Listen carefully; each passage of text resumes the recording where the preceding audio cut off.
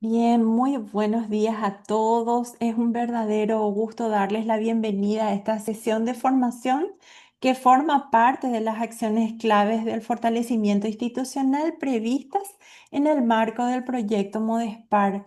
Hoy tenemos el privilegio de contar con la presencia de la profesora Alejandra Miguel Souto, a quien agradecemos profundamente su generosa disposición a compartir su experiencia con nosotros. Alexandra es licenciada en Ciencias Físicas, cuenta con un máster en formación del profesorado y un máster en estudios avanzados en pedagogía. Su trayectoria combina una sólida experiencia como docente en las áreas STEAM, una destacada labor como coordinadora pedagógica en centros de secundaria en Madrid y un profundo compromiso con la formación docente universitaria. Actualmente se desempeña como profesora en el máster de formación del profesorado y en los programas de formación inicial y continua del Instituto de Ciencias de la Educación de la Universidad Politécnica de Madrid, institución a la que extendemos también nuestro agradecimiento por su contribución al desarrollo del proyecto. Nuestros saludos también al profesor ingeniero Juan José Vinagre, a quien tenemos una profunda admiración y bueno, con quien estamos trabajando desde hace ya un año y medio en nuestro proyecto.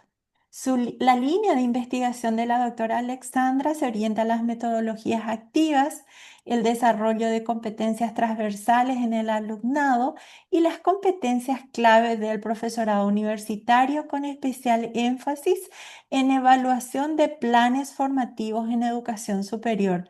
Su tesis doctoral se centra en el diseño de instrumentos para observar la práctica docente en programas de formación inicial del profesorado universitario.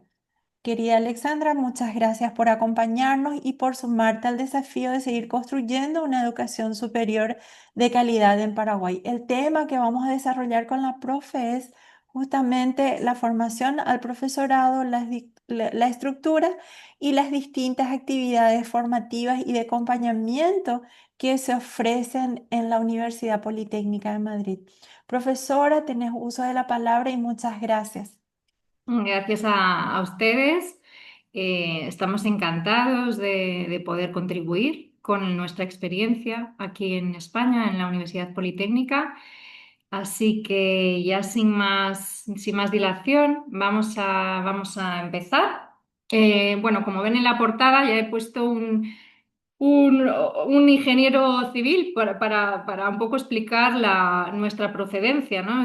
Somos profesores de la Politécnica, es una universidad, pues eso, eminentemente técnica y es interesante porque de cara a la formación del profesorado esto es un desafío cuando se aborda desde la pedagogía global y cuando hay que adaptarla a la didáctica, pues eso, de las diferentes ciencias. Y es por eso que, bueno, he querido dejarlo en la portada para hacer este inciso. Entonces, los temas que vamos a tratar un poco en respuesta a la consulta que lanzamos, vamos a enmarcar un poco la universidad en España, la ley que nos rige ahora mismo.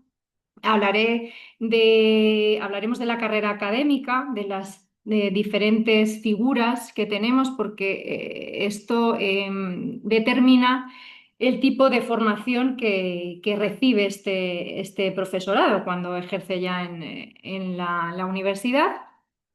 Hablaremos de las agencias de acreditación, porque pueden ser también de ayuda, ¿no? para ver otros paradigmas y otras maneras de ver cómo se capacita al docente, ¿no? Y por último voy a hablar de los programas de formación de profesorado que en líneas generales se están desarrollando en España, pero utilizaré el esquema de formación que nosotros tenemos en el ICE, en el Instituto de Ciencias de la Educación de la Universidad Politécnica, porque durante muchos años hemos sido adalid, punta de lanza de la formación. Y entonces tenemos unos programas bueno, que responden bastante bien a las necesidades formativas de nuestro profesorado y que se está adaptando constantemente. aunque también mencionaré ciertos programas que, bueno, en base a mi revisión de la literatura en mi tesis doctoral, pues he podido seleccionar bueno, como grandes ejemplos o buenas prácticas a seguir o a tenerlos como horizonte, ¿no? Digamos. Entonces, este va a ser el roadmap, la ruta que vamos a seguir durante esta presentación. Bien, bueno, la universidad, en España tenemos 96, a día de hoy, 96 universidades. 50 universidades públicas, 41 privadas. Estamos en torno a 1,5 millones de estudiantes, ¿no? Cifras del curso pasado. Y bueno, como saben, pues estamos en el espacio de educación superior. Entonces, esta convergencia europea, digamos, que nos ha hecho adaptar, y Juanjo se lo explicó el otro día muy bien, pues ha hecho que nos tengamos que adaptar a este sistema. Y, y pongo aquí que son 96 universidades las que tenemos para hacerles ver que hay tantas maneras de formar al profesorado como universidades. Esto es la primera idea importante. Aunque todo nuestro paraguas, digamos, es la misma ley que ahora mencionaré, esto es interesante porque las 96 universidades, sobre todo las 50 que son las que más he estudiado, las 50 responden a las necesidades de su profesorado, pero lo hacen de maneras distintas. Y esto es la idea más curiosa, ¿no? Entonces, aquí tenemos el mapa de todas las universidades públicas y privadas.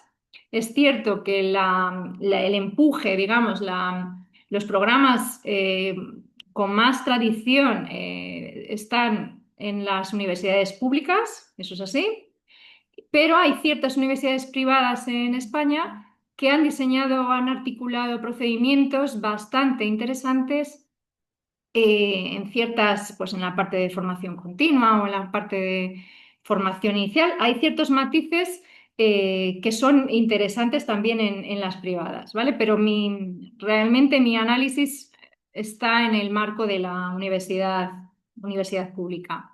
Entonces, el ministerio que a nosotros, que rige el funcionamiento de las universidades es el Ministerio de Ciencia, Innovación y Universidades. Luego, Norma, le puedo pasar la presentación y ahí están todos los enlaces para que, bueno, pues que puedan complementar, curiosear y preguntarme cualquier duda o cualquier inquietud a posteriori, ¿no? De esta jornada. Entonces, este ministerio lo que ha aprobado es una ley, la LOSU, la Ley Orgánica 2/23, el 22 de marzo. Entonces, este es el nuevo marco legislativo que rige un poco el sistema. El Estado español, para que se hagan una idea, tiene el tamaño de Paraguay un poquito más, un 24% más grande que Paraguay. Y no sé si Juanjo lo comentó el otro día, está, sí, articulado en comunidades autónomas. Sé que Paraguay está, ¿no? La gestión es por departamentos y 17 también, ¿no? Como en España. En España tenemos 17 comunidades autónomas y dos ciudades autónomas. Me equivoco, si es así, ¿no? Entonces, más o menos un tamaño un pelín más grande con sus 17 comunidades autónomas y pues lo que eso conlleva, ¿no? Lo heterogéneo de los sistemas. Entonces, esta ley rige lo básico, los contenidos básicos, pero da autonomía a las comunidades autónomas y a las universidades, ¿vale? A través de sus propios esquemas y normativas. Entonces, con respecto a una consulta que me hacía de los aspectos que esta ley trabaja o trata es todo el tema de la carrera académica. Bueno, pues, en España, cuando uno quiere ser profesor de universidad, que lo hablábamos ahora Juanjo y yo, es una carrera de largo recorrido, digamos que son 3 maratones, no sé en Paraguay, pero aquí es una cosa densísima. Entonces, un alumno tiene que hacerse primero un grado que puede durar en torno a 4 o 6 años, ¿no? A 6 créditos por curso, más o menos. Entonces, tenemos una titulación de grado. A continuación del grado hay que especializarse. Entonces, cursamos un máster que puede ser pues, de 1 año de duración o 2 aproximadamente. Bueno, es difícil generalizar, pero esto es el rango que tenemos, ¿no? A continuación, cuando uno acaba su máster y ya tiene un poco su área de especialización, pues se embarca en el doctorado. Y para el doctorado, dependiendo de la modalidad, ¿no? De la dedicación, digamos, pues la duración puede rondar pues, entre los 3 y 5 años, si uno se dedica totalmente o parcialmente, lo va alargando, aunque creo que la media, y Juanjo creo que la media puede estar en más de 5, ¿no? Por ahí andará, porque, bueno, todos sabemos lo que implica un doctorado.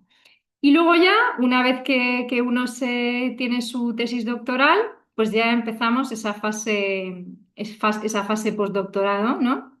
Y ahí empieza la verdadera carrera académica. Entonces, ahora, ¿hasta aquí todo bien? ¿Vamos bien? ¿Sí? Vale, no voy muy rápido, se entiende, ¿no? Vale. Bien, pues esta sería la radiografía de esa fase postdoctoral. Entonces, de abajo arriba, ¿no? Como estamos viendo, pues empezamos una carrera, digamos que tenemos esos dos colores, si se ve bien. Ahora mismo con esta ley, con la LOSU, tenemos digamos, dos paradigmas, ¿no? Hay una parte el personal docente investigador, que ahí están esas dos figuras, y luego tenemos al profesorado de cuerpos docentes universitarios. Entonces, la carrera empieza siendo profesor ayudante doctor. Ahora mismo, con un doctorado, uno puede tener o puede obtener, un alumno puede obtener una plaza de profesor o profesora ayudante doctor, ¿no? En el pasado había que acreditarse para poder optar a esto, pero ahora mismo el proceso se inicia siendo ayudante doctor. Bien, para pasar a la siguiente posición, digamos, hay que hacer una serie de méritos y esos méritos los certifica una agencia que he puesto ahí, es la ANECA. Entonces, bueno, aquí Juanjo, puedes tú explicar a lo mejor que esto es interesante, los méritos. Eh, no sé si se me oye desde ahí o... Sí, Vale. vale. Pues, a ver, aquí para poder pasar, o sea, la primera parte, la primera parte de profesor ayudante doctor realmente no necesita una acreditación a nivel nacional como tal a día de hoy para poder presentarte a una comisión, cosa que antes sí que pasaba. Con lo cual directamente va a una comisión, te presentas a las plazas que tú quieres y la comisión te evalúa mediante un examen oral donde tienes que hacer una exposición de tus méritos en el currículum y luego otra parte del examen oral en la que haces una clase de unos 15 minutos. Bueno, si eso se puede llamar clase. Eh, entonces, eso no necesita, antes sí que necesitabas una acreditación, ahora ya no. Para pasar a la siguiente, que es el profesor condado doctor o, ¿cómo es? Profesor permanente laboral, ahora Eso mismo, es. según la nueva denominación, la nueva nomenclatura, ahí ya sí tienes que pasar una acreditación que está pormenorizada en tres grandes bloques: docencia, investigación y liderazgo, que llaman, que es un poco de gestión, ¿vale? Esa última, prácticamente, o sea, no tienes por qué tenerla, no es un gran mérito que tengas que tener, porque todavía llevas poco tiempo, digamos, como para tener méritos a nivel de gestión. La docencia, básicamente se evalúan dos cosas: tiempo, o sea, duración, cuántas horas, si quieres, docentes has dado y cuál ha sido la variedad. Y sobre todo, y también la parte de calidad, que normalmente tiene mucho peso las encuestas docentes oficiales, que son las que rellenan los alumnos al final de cada una de las asignaturas. Y la parte de investigación, pues sobre todo donde lo que más prima son número de artículos publicados y en qué tipo de revista, y participación en Proyectos. proyectos de investigación o liderazgo, o sea, si el investigador principal en los proyectos de investigación. Y en titular y catedrático, básicamente lo mismo. Lo que pasa es que se van dando otros pesos, necesitas más artículos para ser titular, más artículos aún para ser catedrático, la gestión empieza a tener más peso y sí que está como evaluado, o sea, perdón, está pormenorizado en unos criterios de evaluación, pero no dejan de ser un poco ambiguos. Sabes muy bien cuánto es el máximo y cuál es el mínimo que tienes que sacar en cada uno de los apartados, pero realmente el peso que tiene un artículo en el que eres tercer autor y está en Q2, pues no lo sabes. Con lo cual, bueno, siempre hay cierta subjetividad en esa parte de la ley. Muy bien, muchas Muchas gracias. gracias. Bueno, pues esta es la labor que hace ANECA. Entonces me preguntaban en la consulta que quién define los requisitos del profesorado. Y entonces la regulación y la supervisión de este perfil se reparte en diferentes instancias. Una de ellas es la que comentaba Juanjo, que es ANECA, ¿no? Que es ese filtro que nos va evaluando para ir bueno, cambiando de posición. Pero estos son estos cuatro sistemas que tenemos, digamos, y bueno, que se supone que velan por la calidad de nuestra docencia, la calidad de la universidad. Entonces, en primer lugar está la ley establecida, después está la ANECA y, como les dije, de las 17 comunidades autónomas, pues en algunas hay agencias autonómicas que también pueden acreditar. Las universidades también. Juanjo ha mencionado las encuestas de calidad docente. Bueno, pues hay un compromiso. La ley pide a las universidades que haya cierto compromiso por velar por la calidad bueno, y se hacen encuestas y se toman ciertas decisiones. No sabemos hasta qué punto, bueno, un poco ambiguo, pero vamos, la intención es la de regular la calidad, ¿no? Y por último están unos programas de evaluación docente que también dependen de ANECA, que se llama Docentia, y, bueno, promueve un poco la evaluación de la actividad docente en base a unos criterios, bueno, que son más o menos cuestionables y que si quieren consultar, pues pueden hacerlo, pero la verdad es que desde mi punto de vista y habiendo analizado maneras de certificar o de evaluar la calidad de la docencia, los criterios de docencia, bueno, pues también se quedan un poco en la ambigüedad. Estoy haciendo un juicio de valor, lo sé, y me prometí no hacerlo, pero es difícil, ¿no? Pero bueno, estos cuatro filtros velan por nuestra universidad en España y bueno, tenemos que hablar de ANECA, de la Agencia Nacional de Evaluación de la Calidad y Acreditación. Y es eso, que garantiza o trata de garantizar la calidad del sistema, ¿no?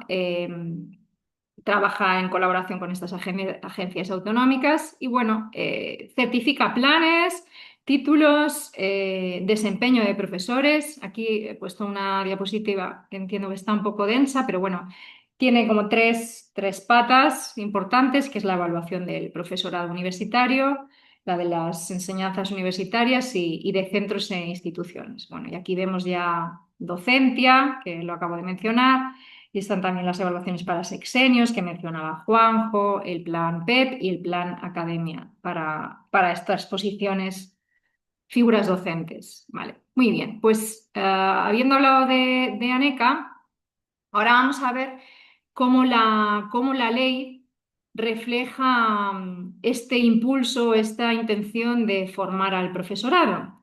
Entonces, bueno, he seleccionado ciertos recortes para ilustrar un poco la buena intención, al menos en el papel, de garantizar que el profesorado de la universidad en España esté formado. Entonces, bueno, habla de que hay que velar por esa innovación en la forma de enseñar y de aprender, que las universidades han de desarrollar la formación inicial y continua para el desempeño docente, que van a proporcionar herramientas y recursos para que la docencia sea de calidad.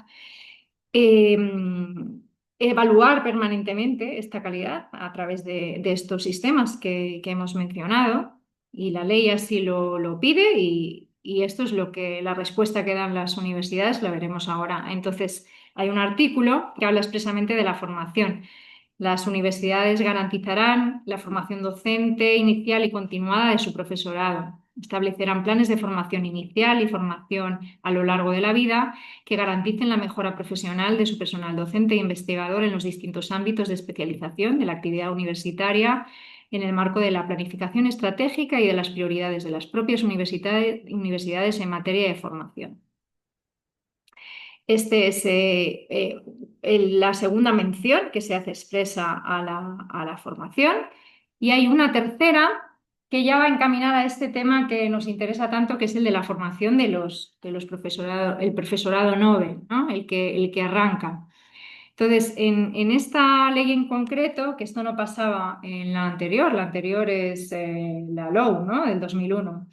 Entonces, en esta actual sí que hay un artículo para la formación del profesorado ayudante doctor, de estos la primera figura docente que arranca. Entonces, se pide que para el desarrollo de su capacidad docente, estos profesores novatos tienen que realizar en su primer año de contrato un curso de formación docente inicial, cuyas características serán establecidas por las universidades. Aquí vemos esa cierta autonomía de la que hablábamos. Entonces, dependerá de las unidades, de los recursos de formación e innovación que cada universidad tenga.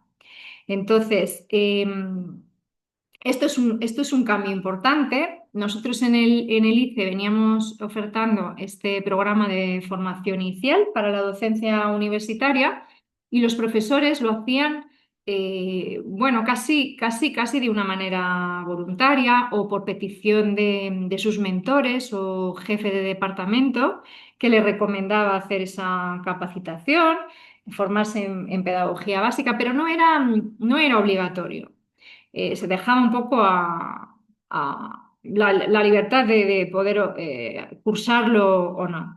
Y ahora esto es obligatorio, es decir, obligatoriamente la universidad ha de ofertarlo y obligatoriamente el ayudante doctor ha de cursarlo. Entonces esto está haciendo que tengamos que reformular nuestros planes porque esperamos tener muchísimo más alumnado. Y esto nos pasa a nosotros aquí en la Politécnica y les pasa al resto de universidades. Y además, hay dos ventanas, ¿verdad, Juanjo, de acceso de profesores ayudantes doctor? Me Sí. parece. Sí, normalmente, bueno, la parte de la acreditación creo que es continua, la puedes pedir en cualquier Sí. momento, pero normalmente las comisiones de selección hay una en febrero más o menos, depende, o sea, salen las Mm, comisiones mm. justo antes de Navidades o justo después y terminan siendo febrero o así, que como termina de resolverse es ya para que empiecen el siguiente curso, o sea, prácticamente empiezan, ahora tenemos aquí dos investigadores que tenemos nosotros y han empezado en mayo, con lo cual ya has terminado la docencia prácticamente y Claro, no entra nada a clase en ese curso. claro. Y luego hay una segunda para que empezaran como en el segundo cuatrimestre. Eso es. Entonces, esto va a hacer que tengamos que, bueno, y ahora les voy a contar cómo lo vamos a reformular, porque a raíz de mi tesis doctoral, pues hemos aprovechado un poco toda la revisión de planes y hemos visto y hemos contactado con otros centros de formación para ver cuál sería la forma idónea, digamos, de dar respuesta a esta necesidad formativa. Bueno, entonces hasta aquí tenemos claro que esta ley, esta LOSU, pide expresamente que formemos a los profesores noveles, a los novatos, y les voy a contar cómo se estructura entonces la formación, y esto es general en todas las universidades en España. Claro, venía siendo en el pasado que se hacía una formación inicial a la que podían asistir profesores contratados doctor y los ayudantes doctores. Ahora la formación inicial es expresamente para la primera figura. Y tenemos también la formación continua, pues eso, para profesores como Juanjo, titular, y para catedráticos, y también ahora será para contratados doctores también. Entonces, estas son las dos vías, ¿no? La formación inicial y la formación continua. Bien, ¿dónde se forma en España el profesorado universitario? Bueno, pues Por eso quise reflejar el número de universidades tan distintas, ¿no? y tan numerosas que tenemos. Entonces, cada universidad pues tiene una unidad diferente, oficinas. Unas universidades las hacen la formación a través de las oficinas de innovación docente, hay centros de formación de profesorado, unidades de apoyo a la docencia y también quedan algunos institutos de ciencias de la educación. Los ICES fueron locomotores, fueron adalid de la docencia universitaria. Comenzaron su actividad en los años 70 y allá por los 80, bueno, habían articulado unos programas de tal calidad que iban siempre por delante. Y entonces los centros de formación de profesorado eh, aprovechaban y aprendían de estos ICES bueno, y recibían, por lo que yo he podido leer, ¿no? del pasado del ICE en el que trabajo, recibían visitas de coordinadores de formación pues, para aprender de cómo se estaba organizando y de qué aspectos eran importantes, porque siempre iban por delante, iban a la cabeza. Los ICES estaban, digamos, asociados en una red de docencia universitaria y eso hacía que esa combinación, esa comunicación tan estrecha entre los docentes que incluso daban clase en unos ICES y en otros se movían por la geografía española, esto hizo que el flujo de información y de crecimiento en ese momento fuese exponencial bueno, tengo la suerte de estar en un ICE bueno, que ha ido por delante y que conserva ese aspecto, ¿no? tan de ir por delante, de tratar de innovar, de anticiparse a lo que viene. Y en esas estamos ahora. Entonces, para encuadrar un poquito, aunque sé que Juanjo habló de la universidad, de la Politécnica, y como les he dicho, voy a hablar de las prácticas que hacemos en el ICE, bueno, pues quiero explicarles eso, el esquema que tenemos de universidades en Madrid. Aquí tenemos 6 universidades públicas, una de ellas es la Universidad Politécnica, 13 privadas y una católica. Entonces, bueno, ahí está en rojito está Madrid, en el centro justo de la península ibérica. Nuestra universidad, la Universidad Politécnica, pues, en el curso pasado tenía unos 36.000 estudiantes. Pero lo importante aquí es que veamos la cifra de profesores, que tenemos 2.900 profesores e investigadores distribuidos en, pues eso, en 15 escuelas, grupos, tenemos grupos potentes de investigación. Es una universidad muy conectada con la empresa y esto Juanjo lo puede decir muchísimo mejor que yo, ¿verdad? Sí, sí, la verdad que sí. Vale, y bueno, hay un presupuesto de 400 millones de euros el año pasado. Entonces, es una universidad claro, que hay que cuidar y a los profesores hay que formarlos con calidad, o al menos intentarlo, ¿no?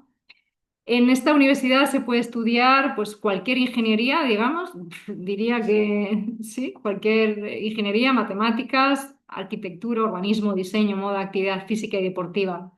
Y con esto lo que quiero decir es trasladar un poco lo heterogéneo del perfil docente que tenemos aquí, porque es verdad que es un perfil muy STEM, muy de ciencias. Eh, Sabemos los que hemos estudiado una carrera de ciencias, bueno, cómo era digamos, el estilo de docencia, ¿no? En estas carreras, ¿no? Que tradicionalmente pues entrañaban sí, entrañan una dificultad, ¿no? Y esto es un paradigma que hay que trabajar con el alumnado y se nota, ¿no? Tenemos también profesores de educación física también que formamos y entonces, bueno, da cuenta un poco de lo heterogéneo de esta universidad y de su profesorado. Y esto es lo que queríamos trasladar con esta diapositiva. Pues nada, este es el equipo de profesores del ICE, del Instituto de Ciencias de la Educación. El ICE, como les decía, se fundó en el año 72 y nos dedicamos pues, a la docencia, a dar clase, a enseñar, a enseñar. Siempre que me preguntan a qué te dedicas, pues yo enseño a enseñar. Dice, qué bonito y qué difícil, pero es muy bonito. Entonces nos dedicamos a enseñar, a investigar sobre la docencia y también hay una parcela importante de innovación educativa que cuidamos. Somos un equipo muy interdisciplinar, pues hay desde ingenieros, arquitectos, físicos, psicólogos, pedagogos. Bueno, es una riqueza porque ahí están todas las caras de un dado, ¿no? Entonces, bueno, esta es una foto de las aulas. Bueno, optamos por espacios abiertos, muy flexibles. Me ha dicho Juanjo que en el 2027 van a visitar Madrid, así que les invitamos a que vengan al ICE porque es bastante inspirador ver el espacio, la luz, bueno, los recursos y lo sencillo que es trabajar de una manera, digamos, abierta, ¿no? No es una invitación, es directamente una obligación, Muy hay que ir, bien, vamos a llevarlos al muy ICE bien, para que os conozcan. pues fenomenal, genial. Entonces, los programas que nosotros impartimos en el ICE son básicamente tres. Tenemos el máster de formación de profesorado de educación secundaria. Lo he añadido porque me han mencionado que ustedes forman a profesores de primaria y de secundaria. Bueno, nosotros también formamos a profesores de secundaria. En España la secundaria es la etapa educativa que abarca desde los 12 años a, bueno, si contamos la formación profesional, digamos hasta los 20, ¿no? ¿No? Nos rondaríamos en esa De 12 a horquilla. 16 obligatorio, Sí, 16 y 17 bachillerato, 16 hasta los 20 formación sí, profesional. formación profesional. Hmm. Y también tenemos un programa de formación continua el que habíamos hablado, que era para profesores, digamos, expertos, de más de 5 años de experiencia aproximadamente, porque depende, ¿no? Hay tantos casos como personas. Y de un programa de formación inicial. Entonces, en este programa de máster, bueno, es un máster capacitante para dar clase en institutos y en centros de formación profesional. Yo no sé cómo le llamarán en Paraguay. Esto es el vocational training. Sí, formación profesional. Pues esto es lo que hacemos. Tenemos un curso, es un curso académico de 60 créditos y está orientado a alumnos que hayan cursado grados en materias STEM, ¿no? Pues para ingenieros, básicamente, arquitectos, físicos, matemáticos, bueno, químicos, tienes que tener un perfil científico-tecnológico para poder cursar este máster y te habilita para dar clases en institutos de matemáticas, tecnología, física, química, artes plásticas y audiovisuales. Lo más interesante desde mi punto de vista de este máster es el periodo de prácticas. Bueno, está articulado en dos módulos, uno genérico de pedagogía básica, luego ya hay uno de didáctica específica de las diferentes asignaturas. Está impartido por profesores, lo genérico de pedagogía básica impartido por profesores del ICE y lo que es más de didáctica específica por profesores de diferentes escuelas de la Universidad Politécnica. Y lo más interesante es que les observamos cuando dan clase en estos institutos. Vamos a visitarles, observamos cómo enseñan y les damos ciertas retroalimentaciones en un primer punto de control y luego asistimos en una segunda vuelta para ver si hay ciertas mejoras, si el alumno ha sido capaz de integrar ciertas mejoras. Al final de este máster hacen un trabajo final, que suele ser una propuesta educativa aterrizada en el aula y que hayan quizá refrendado con algún test o algún cuestionario en el aula con los alumnos de secundaria. Vale, este es el programa de máster. Bueno, para que vean las aulas, solemos organizar talleres, conferencias, seminarios de innovación educativa, eventos de alumnos egresados en el que cuentan sus experiencias, laboratorios de buenas prácticas. Es interesante porque es un foro para compartir y para relativizar, porque una cosa es lo que uno aprenda en el máster, pero luego la realidad en muchas ocasiones supera a cualquier elemento que trabajemos, digamos. Entonces, bueno, pues es un momento de compartir y relativizar. Vale, luego tenemos el programa de formación inicial, que es para alumnos, profesores universitarios, pues eso, con poca experiencia, recién aterrizados. Este año, como la LOSU está arrancando, pues hemos tenido un 10% de contratados doctores que han cursado este programa. Pero en principio es esto para profesores novatos. La modalidad es híbrida, vienen un día a la semana presencial, están cuatro horas. Y bueno, tenemos una plataforma, bueno, la universidad, Moodle, y a través de Moodle pues trabajamos todo lo asíncrono y damos las retroalimentaciones. Es verdad que hay una parte importante de trabajo a través de esta plataforma, que es un soporte esencial ahora mismo para, pues eso, para reducir la presencialidad, además, al máximo. Y al final el ICE lo que hace es extender un diploma de acreditación de 20 créditos, certificamos unas 450 horas con este curso. Está organizado en 9 módulos. Utilizamos un marco de competencias docentes de 8 competencias y un módulo de practicum que es similar a este que he mencionado del máster de formación de profesorado. Sigue un poco la misma idea, porque al final somos los mismos los que estamos presentes en la observación del máster.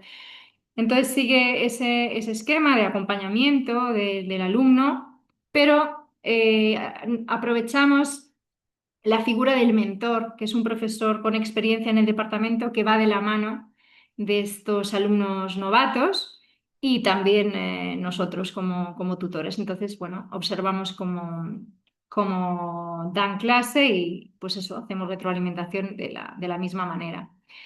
Es importante, recogemos cada año la satisfacción, recogemos las valoraciones para ir retocando el plan, e ir mejorándolo y ir ajustándolo a las nuevas necesidades. Y la satisfacción, y hoy tuvimos reunión además para valorar cómo estaba el programa, y la satisfacción es muy alta. Falta por medir el impacto y la transferencia. Esto es importante porque esto ya es el paso siguiente, que ya lo comento porque ya que van a trabajar esto, hay que tener presente que hay que medir para evaluar el plan para evaluar los programas. Habría que medir el impacto y la transferencia. Y esto es una cosa, lo comento aquí, que es una cosa que tenemos pendiente hacer, pero ya está bueno, ya es nuestro faro ahora mismo para saber hacia dónde tenemos que ir. Bien, voy a hablar hasta ahora, ¿bien todo, Norma? Venga, pues voy a comentar los módulos porque una de las consultas que he recibido es qué es lo que enseñamos. Entonces voy a ir contando un poco qué es lo que enseñamos en cada módulo. Estos profesores novatos vienen 8 meses, para que se hagan una idea, vienen 8 meses al ICE y cada mes, más o menos, nos centramos en una competencia. Entonces, la primera es la de planificación de la enseñanza universitaria.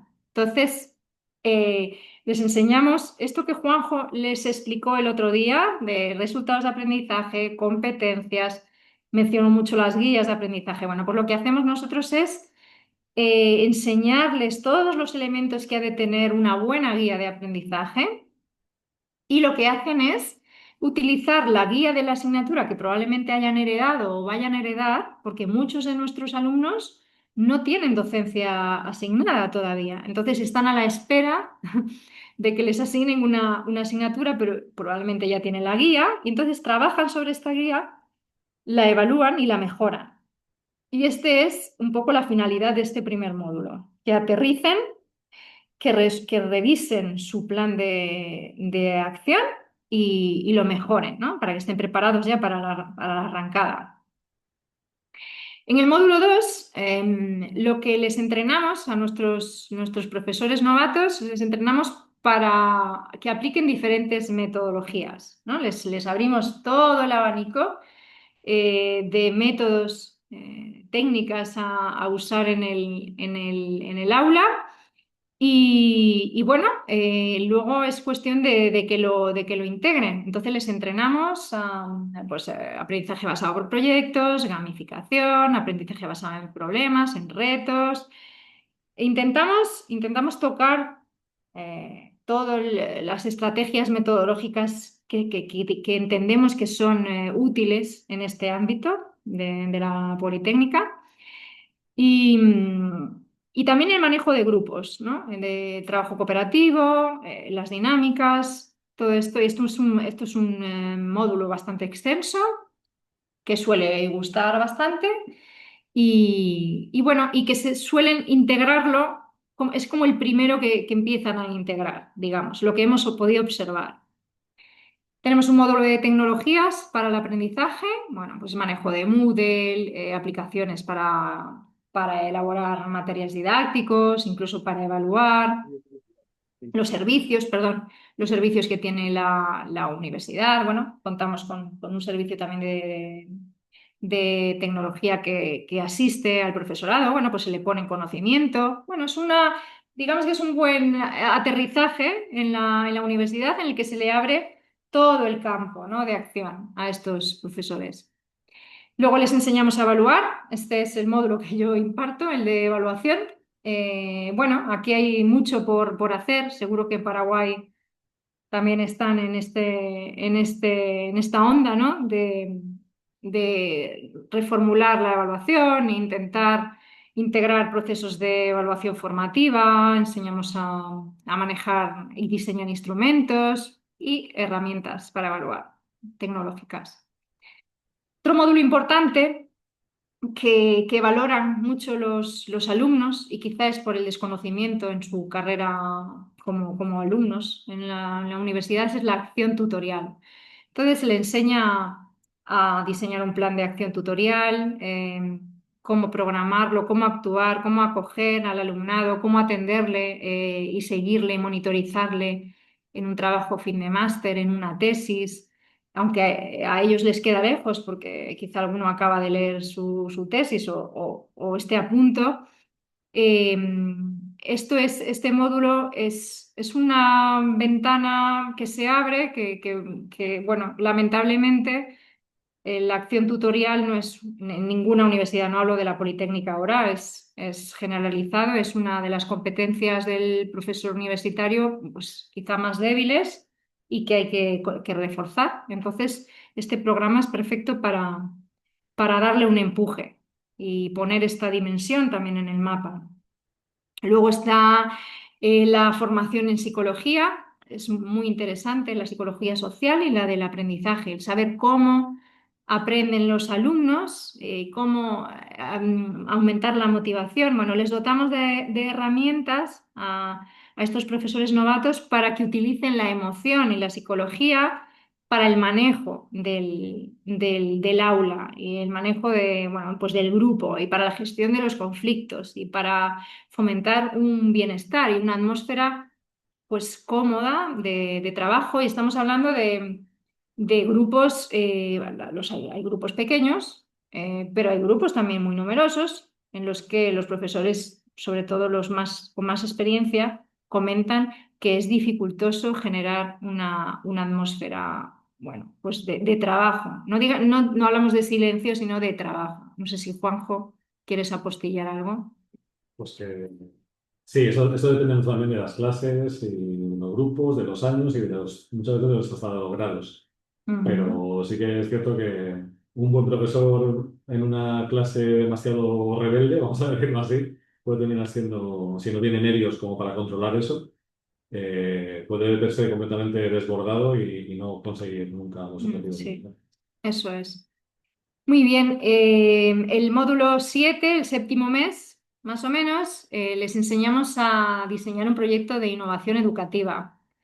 Este módulo es interesante, bueno, por lo que hemos hablado, ¿no? De que tenemos que participar en proyectos de innovación. Entonces, bueno, pues aquí nos metemos en la investigación-acción. Intentamos enseñarles a tomar datos para poder medir cuán efectivas son su clase o cómo son los aprendizajes. Bueno, es encontrar esa otra dimensión, digamos, a la enseñanza, que es investigar y mejorar, ¿no? Investigo como doy clase, lo valoro, lo evalúo y lo retoco, entonces actúo otra vez, ¿no? Esto es lo que trabajamos en este módulo.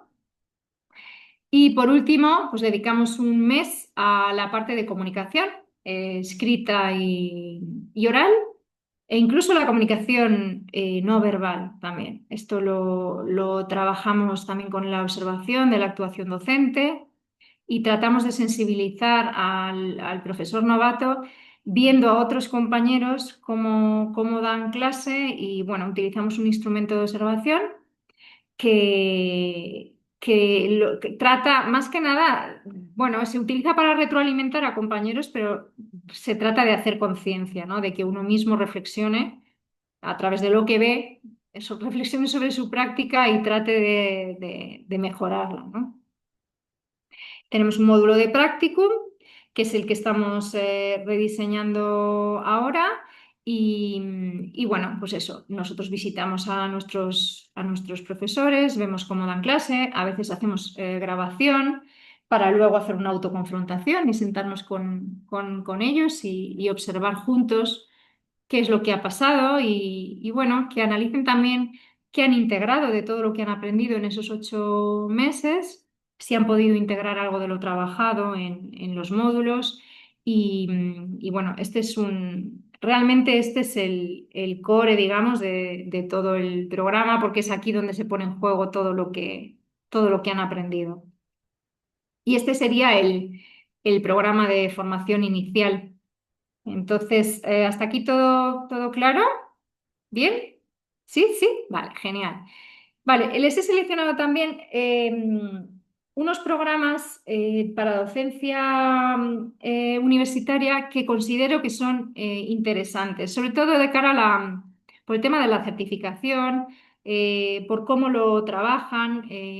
Cualquiera de los planes que está ahora mismo ofertando el ICE de la Universidad Politécnica de Valencia son interesantes. He seleccionado aquí, he hecho unos pantallazos, pero bueno, luego se pueden conectar a la web la web es estupenda también y se puede ver todo fácilmente.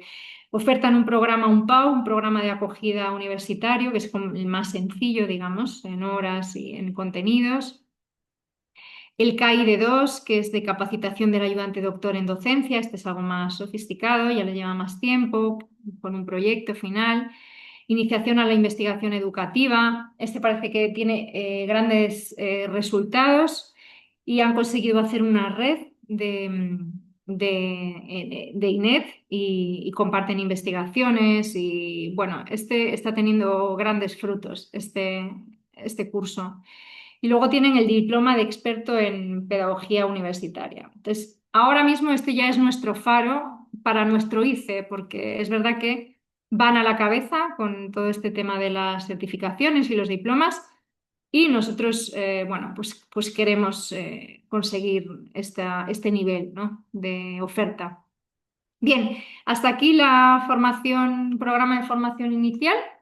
Y ya nos queda hablar solo de la formación continua que ofertamos. Entonces, esta formación es para docentes que tienen experiencia ya y bueno, programamos 2 semestres bastante intensos. Las modalidades, pues depende, porque tenemos formadores de todas las universidades de España y bueno, y de empresas también.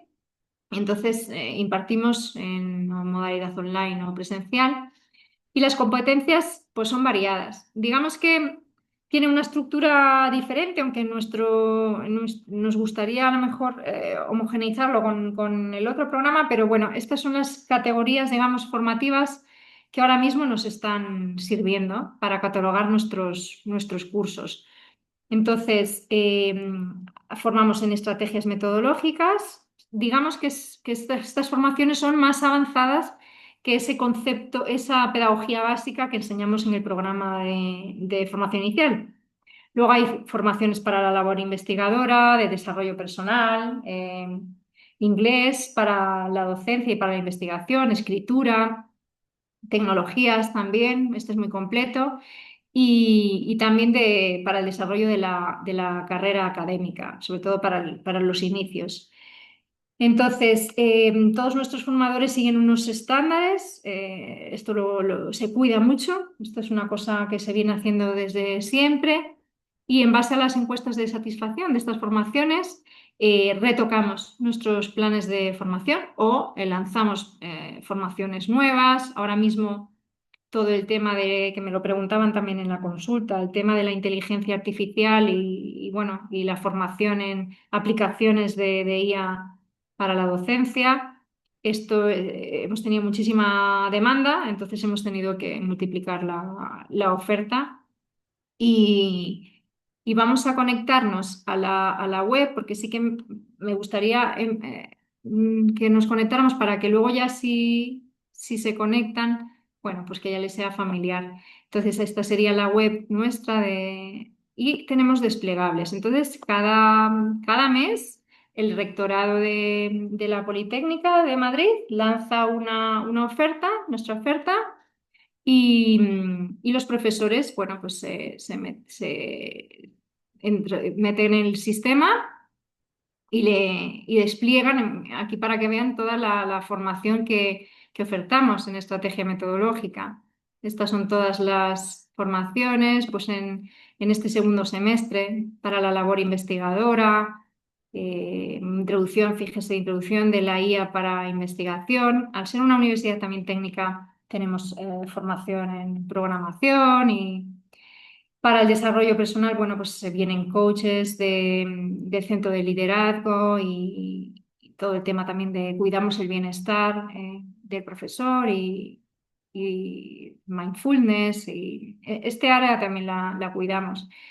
El inglés para la docencia y para la escritura es interesante y lo cuidamos. Las tecnologías, obviamente. Ven ahí que hay un logo del GATE, que es el organismo que se encarga de las tecnologías y vienen al ICE a dar formación específica y también tenemos formación para el desarrollo de la carrera académica. Bueno, esto que les muestro es el programa de este segundo semestre y bueno, esto es una labor diaria de engrosar, ¿no? el plan formativo dando respuesta a lo que nuestros profesores de la Politécnica necesitan. Y no tengo más que decir porque ¿dónde estamos? Estoy perdida ahora.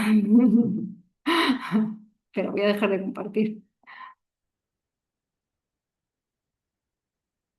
No está Norma, ¿no? ¿Qué he hecho aquí? A ver, espera. Había una pregunta en el chat, si quieres mientras viene Norma, que preguntaban si los centros de formación daban formación de forma gratuita. Correcto. Vale.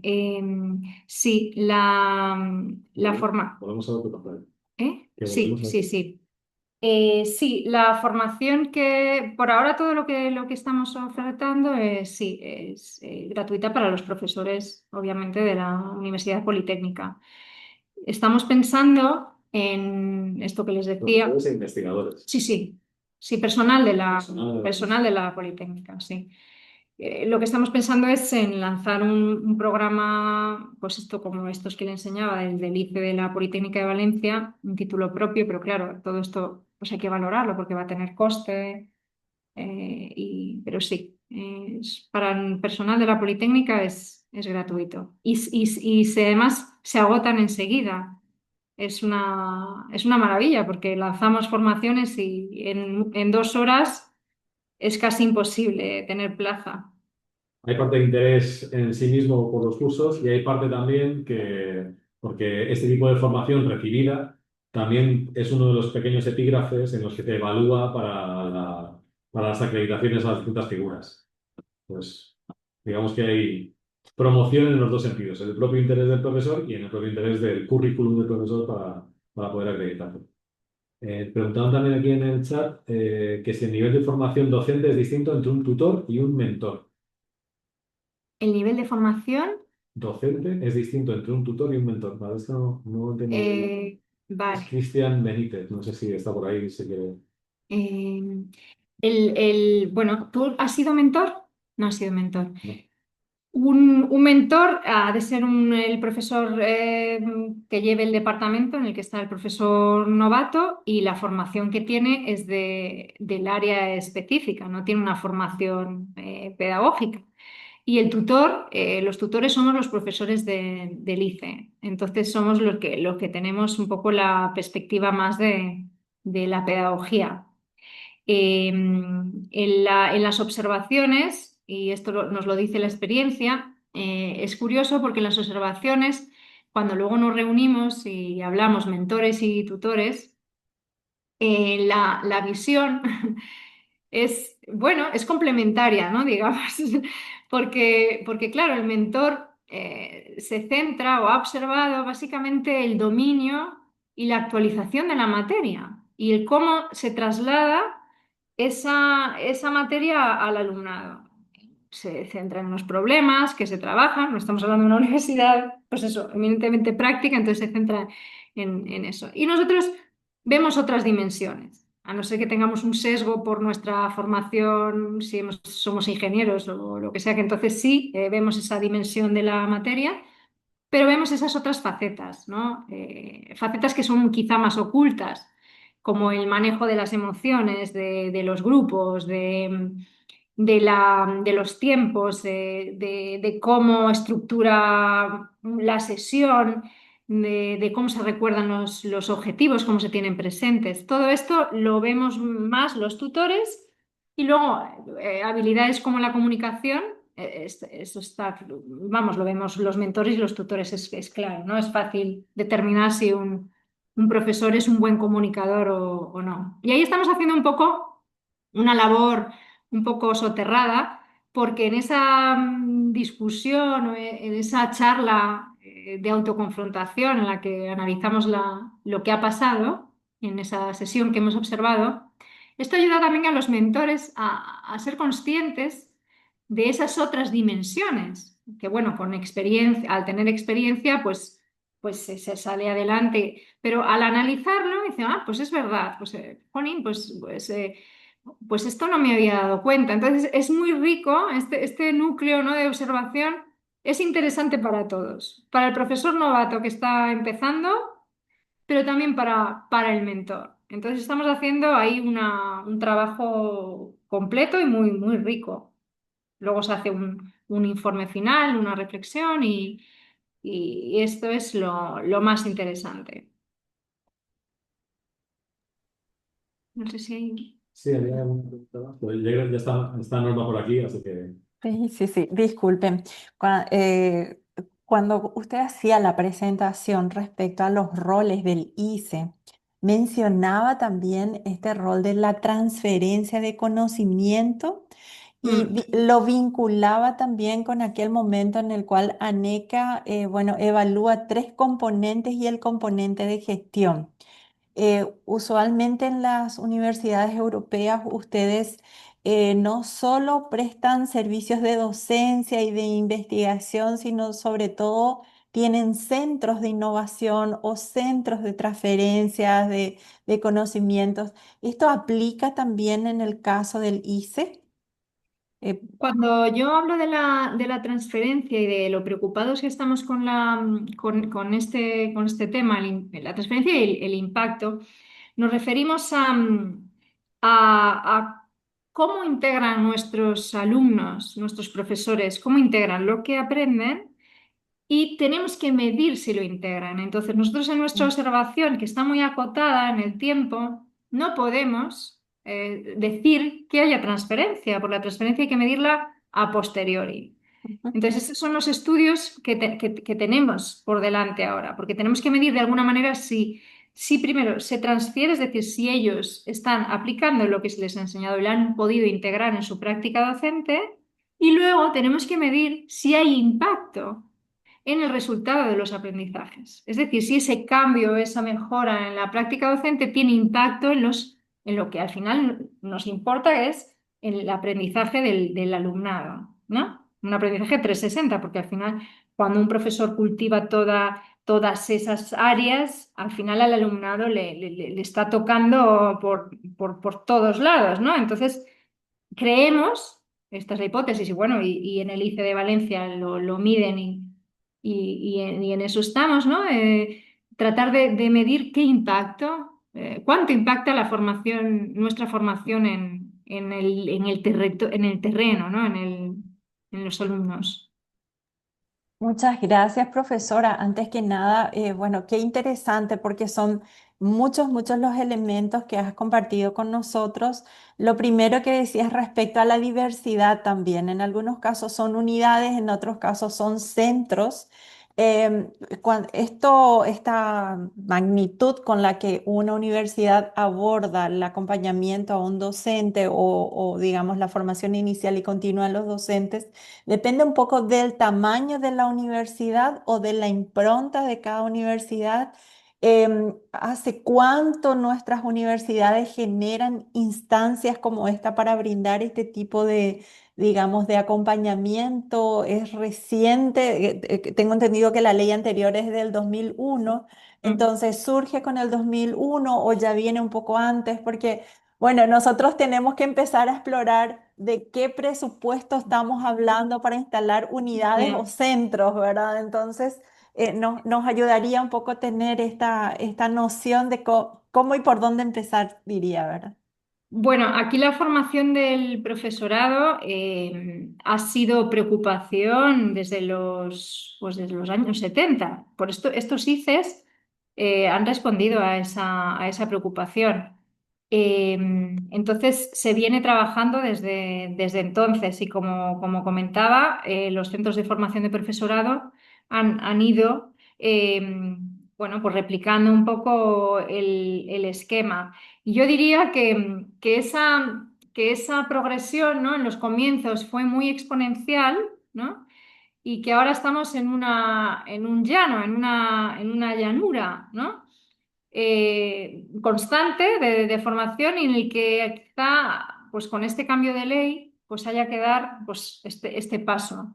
Pero aquí en España, y teorizando sobre la formación inicial, pues desde los años 70 había una grandísima teórica de la formación inicial en la Universidad Autónoma, África Tomé, que luego si quiere le envío documentación. Se me olvidó incluir una diapositiva, tenía reservada una diapositiva para poner todos sus estudios. Esta profesora se dedicó a investigar toda su vida sobre estos programas. Bueno, y tenía siempre en mente programas de formación de profesorado americanos, anglosajones. Miraba a Estados Unidos y miraba a Inglaterra, sobre todo. Este era su faro. Entonces, esta mujer ha sido un motor de transformación y en la UAM, en la Universidad Autónoma de Madrid, eran bastante pioneros gracias a las investigaciones de María Fica Tomé. No sé Muchísimas si... gracias, profe. Queridos compañeros, si alguno de ustedes quiere hacer una pregunta puntual, por favor, puede liberar su micrófono y hacer uso de la palabra.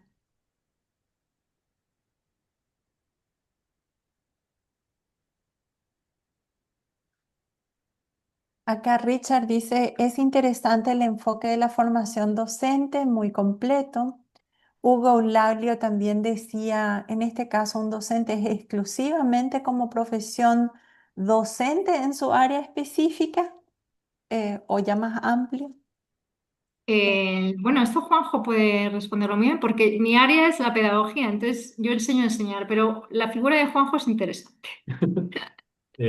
Sí, o sea, en principio, de hecho, legalmente tú estás adscrito a un área de conocimiento, con lo cual, en principio, eres docente en esa área específica de conocimiento. Lo que nadie te dice es que tienes que ser docente, cómo se es docente en general, que es para lo que estaba hablando Alexa. Creo que ese es el problema, que muchos de nosotros llegamos a la docencia pues porque, o bien porque nos gusta realmente y es vocacional, pero también puede ser porque te gusta la investigación y por lo menos aquí en España, una de las poquísimas formas de ser investigador es a través de entrar en una universidad. Y entonces tienes que aceptar, poniéndolo muy entre comillas y tristemente, la parte de la docencia. El otro día un profesor comentaba que es curioso que en este país llamamos carga docente, cuando las clases que tú tienes que dar lo llaman carga docente, o sea, ya está implícito en que es una carga, no es una cosa de la que disfrutes, cosa que, bueno, no debería ser así, o sea, para la gente vocacional como yo, a mí se me chirría mucho esa palabra, ¿no? Pero es cierto, o sea, muchas veces la semántica expresa un poco el sentir de la cultura de una comunidad, ¿no? Mm. Así que, Bien, gracias, profesor.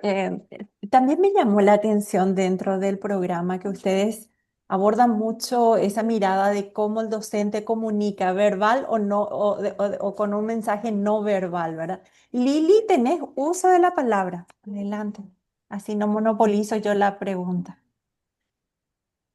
Quería consultar cuánto es el horario o la dedicación horaria mínima que tienen los docentes en su universidad. O sea, me imagino que deben tener diferente carga horaria, pero ¿cuál sería la mínima Mm. que tiene un docente? Y en el marco, y en esa cantidad de horarios, si también algunas horas están contempladas en la formación o preparación de material y demás.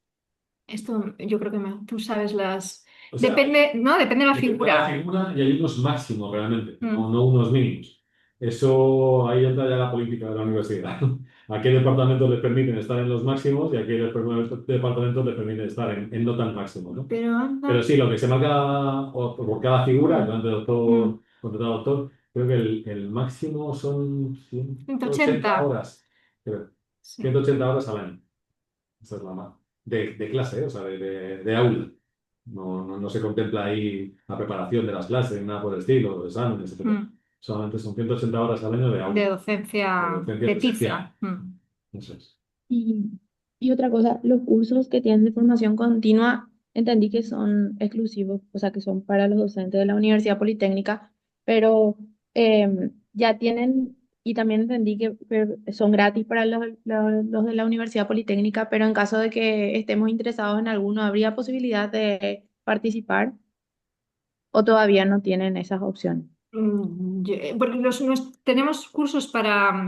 Es verdad que estamos hermanados con la Complutense de Madrid también, entonces ofertamos primordialmente, principalmente las plazas son para la Politécnica y algunas reservamos siempre de 25, 4 para la Complutense. No creo que se pueda ofertar fuera de... esto no puedo responder porque no es mi competencia, entonces... tendría que consultarlo, pues eso, al director del ICE y quizá más arriba, no lo sé, lo siento, Lili, no te puedo responder. Está bien, muchísimas gracias. Profe Elida, ¿podés hacer uso de la palabra o preferís que lea?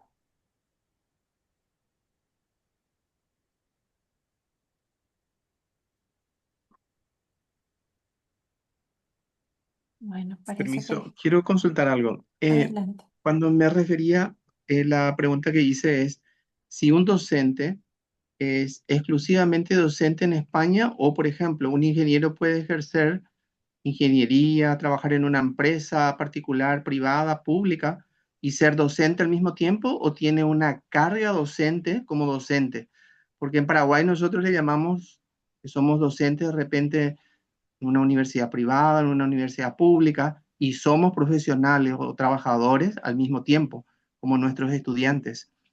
No tienen una ayuda social del Estado, eh, excepto en las públicas que tienen un arancel cero, y no necesitan trabajar, pero el 100% de los estudiantes de Paraguay necesitan trabajar en una universidad pública, o sea, necesitan trabajar para seguir el estudio en una universidad pública inclusive, o en una privada tiene que tener recursos económicos.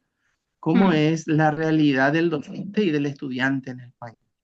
menciono los profesores asociados. Hay Claro. una figura que no mencioné, que, bueno, pues son profesionales en alguna materia y tienen una actividad ajena a la universidad, pero que, pues eso, desempeñan docencia y sobre todo, pues porque es una oportunidad para la universidad de enriquecer los perfiles, porque, bueno, pues cuando estás desempeñando una labor profesional al margen de la académica, digamos, esto puede enriquecer la docencia. Entonces, esta es una vía, es el profesor asociado y luego, Pero eso es para la gente que está trabajando en una empresa como actividad principal y a eso tiempo es. completo, y realmente no por motivos económicos, sino por motivos, pues porque le gusta la docencia, porque quiere contribuir a eso, da clase porque el salario de profesor asociado es muy bajito. Mm, Lo digo porque sí, porque sí, de profesor asociado.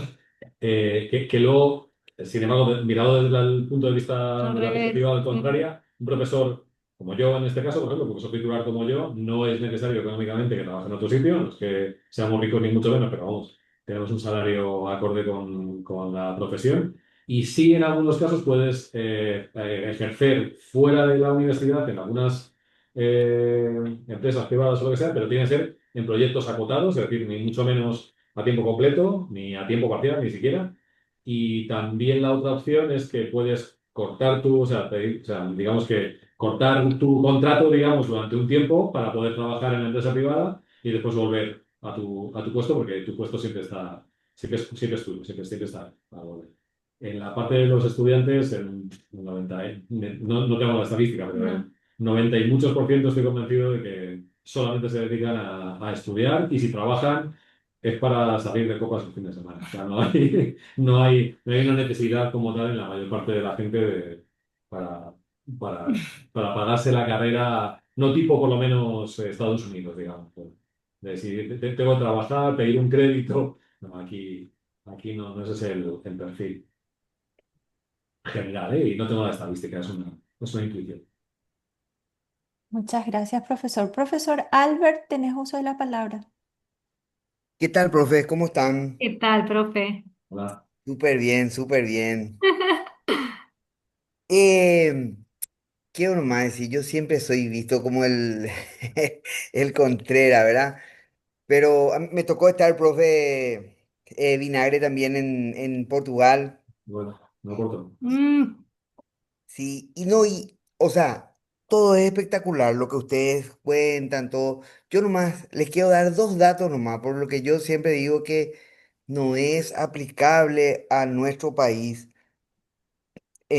Primero, que creo que ya les dijeron varios profes en la cantidad de horas para los créditos, porque son alumnos de tiempo completo contra alumnos a tiempo parcial, ¿verdad? Y simplemente hacer la suma y nos dan los números, ¿verdad? Y en esto también, yo les quiero dar dos datitos nomás. La cuota promedio en una universidad privada en Paraguay está entre 60 y $70 al mes. ¿Y saben cuánto gana un profesor en promedio? ¿cuánto? Entre 6 y $7 la hora. Con eso no hay forma de, o sea, ¿cómo yo te exijo? Formate acá, esto, lo otro. No sé, es como decir, te doy un salario súper bajito y te digo, tenés que tener dos máster, tres doctorados, tenés que hablar inglés, tenés que hacer un dialecto de la India, chino, mandarín y francés, y ¿cuánto me pagás? Y el salario es súper bajito, ¿verdad? Es por eso nomás que a mí no me cierra cómo podemos aplicar eso aquí, y les quería comentar esos dos datos que son concretos para que ustedes sepan. Precio promedio en Paraguay de una universidad privada, ¿verdad? Claro, las públicas tienen su presupuesto del Estado, ¿verdad? Es entre 60 y $70 y pago al profe por hora es entre 6 y $7. Eso es en toda la privada, no es solamente en la nuestra. Eso más quería comentarles. Bueno, los primeros, digamos, escalones en la carrera académica tampoco están bien pagados en España. Es decir, la vida en España se ha encarecido mucho la ciencia no está bien pagada. Entonces, entiendo que los números serán diferentes, pero proporcionalmente no es fácil ser investigador y vivir tu propia vida. Tampoco aquí. O sea, quizá un titular ya sí, pero Bien orientado, doctor. sí, es un poco más digno, pero es verdad que no es digno. Es decir, es imposible vivir una vida uno solo. Las ciudades son caras también. Esto es una problemática también. Lo que pasa es que yo creo que esto, si estáis mirando, o sea, si lo que estamos mirando ahora es mm, cómo formar al profesorado, creo que lo que Albert apunta es no me podéis obligar a formarme porque por lo que cobro y lo que tengo que hacer, ya solamente me faltaba tener que, o sea, tener la obligación de formarme. Claro, Pero sí se puede ver como una opción, una oportunidad para eso que tienes que hacer, porque tienes que dar esa hora de clase a la que te pagan a 6 7 euros, las puedes hacer un poco mejor, un poco peor. Entonces, bueno, que ya salga de cada uno de estos, que por lo menos se tengan los medios ofrecidos por la propia universidad para que quien quiera y pueda formarse, ¿sabes? Yo lo vería casi como un ofrecimiento más que una obligación, porque siguiendo tu discurso, evidentemente nunca lo pondría como una obligación más del profesorado, pero sí como una oportunidad de quien pueda y quiera, pues que la tenga ahí. Ujú. nosotros, Muchas perdona, con esto de la voluntariedad en la formación, digo, de los profesores con experiencia, lo que observamos en el ICE es que tenemos un club de fans y de motivados, y casi siempre son los mismos los que vienen a a las formaciones. Entonces, no todo el mundo viene a nuestras formaciones, al final, pues eso. Yo creo que hay personas que, pues es lo desconocido que no conoces, es decir, pues hasta qué punto uno sabe si es buen docente o no, o reflexiona y si tiene que mejorar. Y quiero decir que esta parte de la reflexión crítica, pues tampoco es tan generalizada, ¿no? Y un apunte más, estaba pensando, claro, ustedes están empezando a pensar métodos para implantar una nueva forma de hacer universidad. Quizás esa parte o sea, ya dado que no se puede obligar a alguien, quizás sí que podrían pensar si había métodos de promocionar a la gente, a los profesores, que sí que se formaran.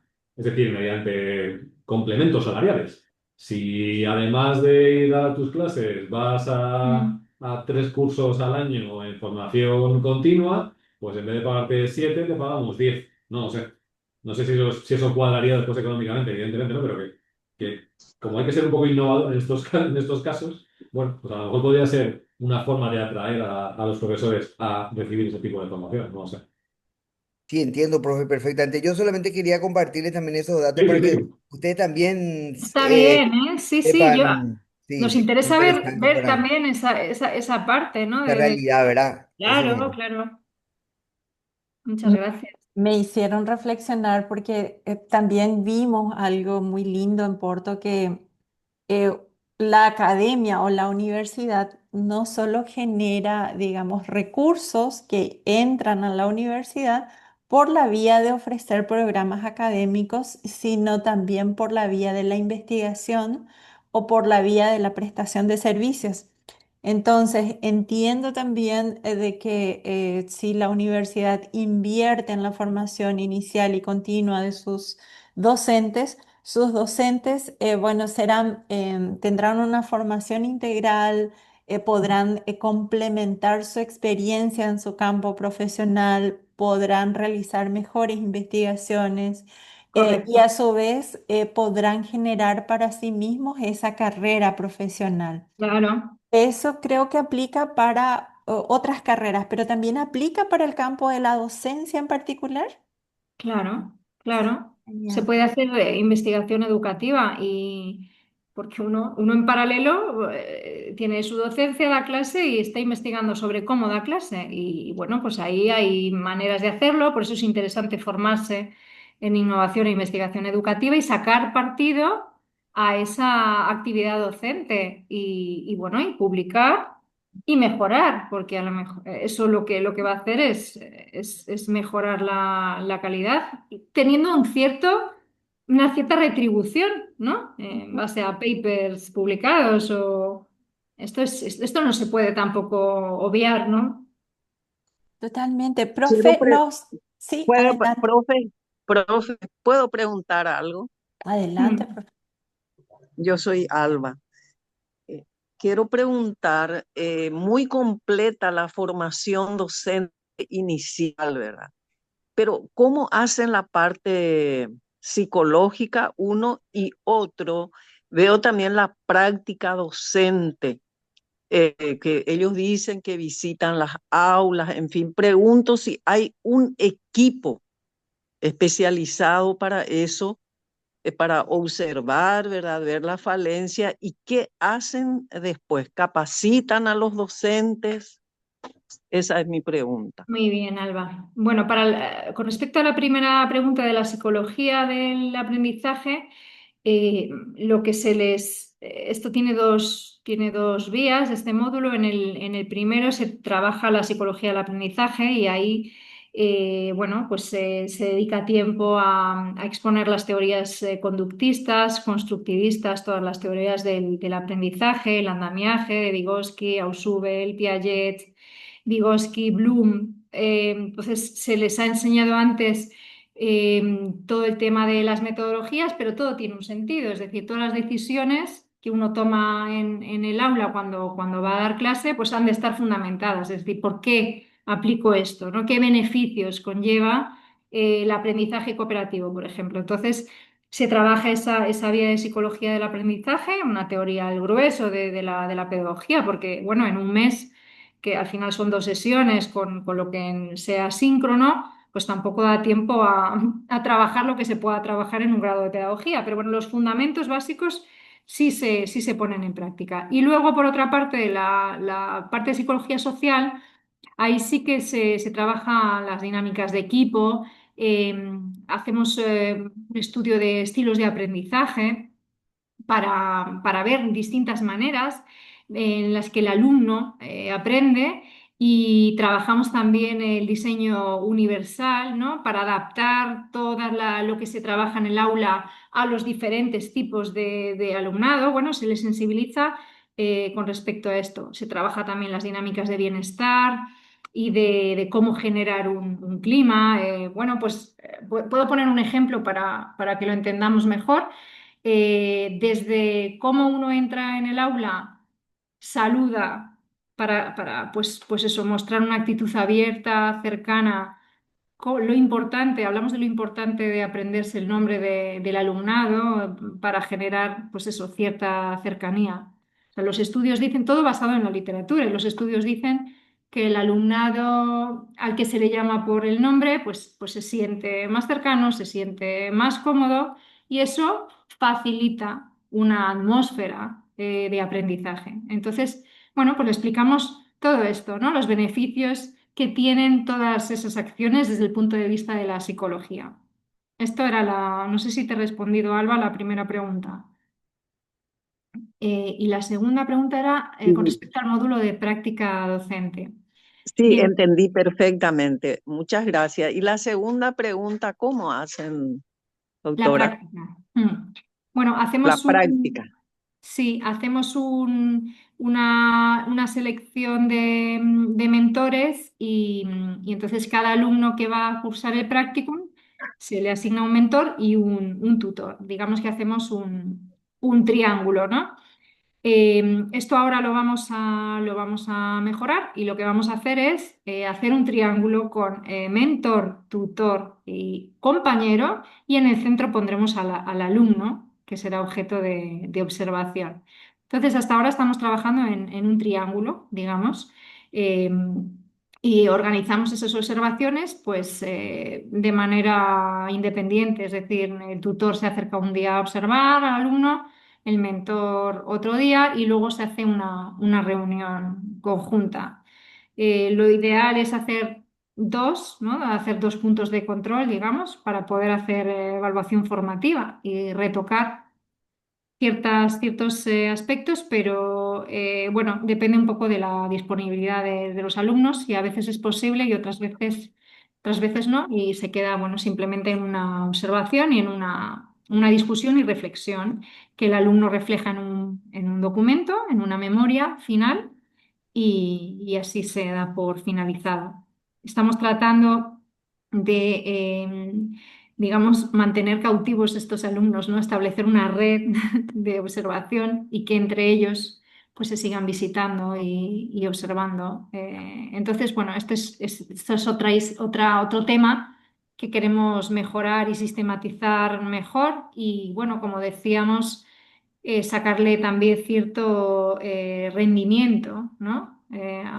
Bueno, qué aspectos, pues se pueden hacer un montón de investigaciones, pero se me ocurre qué aspectos en tal perfil de profesorado suelen ser pues, los más recurrentes a retocar o en qué área destacan, ¿no? Entonces, esto habría que también rentabilizarlo, ¿no? Digamos, ya que hacemos un esfuerzo, pues, y que nos ayude a mejorar también. No sé si todos Profesora, conmigo. muchísimas gracias. Pasó la hora y Muchas, media muchas rapidísimo. gracias. Nada, Es Gracias, nada, muy profe. completa muchas gracias. me alegro. Yo, Buenos profesora, días. Me gustaría quiero hacer una pedirles, por última favor, consulta. una última consulta. Sí, gracias, gracias. Adelante. Una última cortita para salir de la duda. Buenos días, yo soy Sonia Centurión de la Universidad Nacional de Caguazú. Me Buenos gustaría días. consultarle a la profe Alexa en el sentido de la participación del aproximado o un promedio de participación de los docentes en las capacitaciones o actualizaciones. Sonia, ¿se refiere a la continua o la inicial? Me refiero a la continua. A la continua. No tengo ahora mismo datos que pueda facilitarles. Solemos ofertar cursos, estos cursos que yo les he mostrado, se suelen sacar 25 o 30 plazas y solemos tener hasta 15 personas en lista de espera. Son súper exitosos, se agotan enseguida. Entonces, bueno, siempre cubrimos esas 30 y dejamos un listado de espera y si hay alguna incidencia, pues entra alguien de... Entonces, esto es la cifra que puedo facilitarle ahora así de memoria. Muchas gracias, muy amable. Nada. Muchas gracias, profesores Alexa y Juan José. Yo les pediría, bueno, cerrar un poco la sesión, quizás un par de minutos cada uno, reflexionando sobre algunos aspectos concretos que quieran resaltar para nosotros. Yo también tengo esta inquietud respecto a su línea de investigación, profesora, porque usted está trabajando en lo que es metodologías activas, desarrollo de competencias transversales y ahí me quedo con esa duda. ¿Cuáles son los principales desafíos en estas dimensiones claves del perfil docente, ¿verdad? Con esto de la incorporación de las tecnologías, bueno, las habilidades blandas, además de la didáctica propia del área del saber en el cual nos desempeñamos de su investigación, ¿qué encontró? ¿Dónde tenemos que apuntar, profesor? Sí. Bueno, por lo que yo llevo investigado, veo que, y sobre todo en la casuística de la Politécnica, las particularidades que tiene, creo que la dificultad está en integrar lo aprendido, ¿no? Integrar esa pedagogía, porque hay cierta inercia. Hemos visto, hemos sido alumnos de profesores que han tenido que tener un estilo de docencia y bueno, no sabemos qué es lo que está pasando, pero cuando nuestros profesores novatos se suben a la tarima y empiezan a dar clase, vuelven, es como si volviesen al pasado, ¿no? Y replican de alguna manera ese estilo que ellos vieron. Bueno, esto es normal, es natural, esto pasa en todas las etapas educativas, entonces replicas lo que has visto. Entonces, la dificultad está en integrar ese saber pedagógico, integrarlo en la didáctica, ¿no? Ahí está la dificultad. Y bueno, en mi investigación doctoral lo que he hecho ha sido retocar o diseñar un marco ad hoc para observar la práctica de los profesores novatos en la Politécnica, ¿no?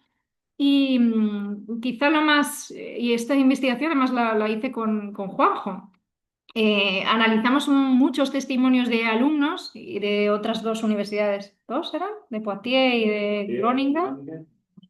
Entonces analizamos testimonios, qué pedían los profesores, qué demandaban de nuestros profesores de la Politécnica, qué necesitaban.